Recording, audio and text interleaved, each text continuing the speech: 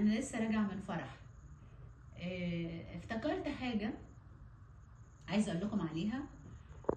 انا كنت في المغرب معزومه في مناسبه، وكان حاطين بتاع 4-5 اطباق، يعني لكل ضيف 4-5 اطباق في بعض، وشنطه قماش وشنطه بلاستيك متطبقين كده جنب الاطباق. فانا كنت مستغربه يعني ايه الكيسين دول محطوطين ليه. فاكتشفت بعد ابتدى طبعا ينزل اكل وينزل حلويات وينزل حاجات كتير، فالاطباق اتملت. ف يعني اتفاجئت ان المعازيم كلهم الاطباق بتاعتهم اللي نزلت فضوها في الاكياس، يعني لموا كل الحاجات اللي اكلوا منها واللي فضلت منهم حطوها في الشنط البلاستيك اللي هي محطوطه متقدمه مع سيرفيز الاطباق والشواكه، وسلموا على بعض والفرح خلص، المناسبه خلصت، والناس كل واحد اخد بقيه الحاجه اللي فضلت منه من اكله ومن حلوياته.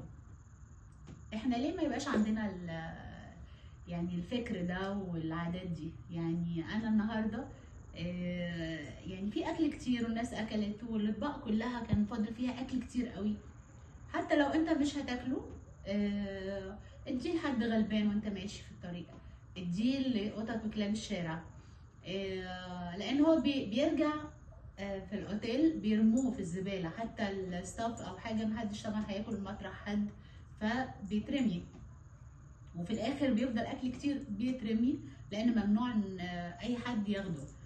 فالفكره ان ليه ما يبقاش عندنا ثقافه ان يبقى معانا شنط، مش معانا، يعني اصحاب الفرح يقدموا شنط، بدل ما في ناس كتير على فكره برضو بيبقى معاها شنط وبياخدوا الاكل، بيبقوا مكسوفين ان هم بياخدوا الاكل معاهم. لا، محدش يتكسف.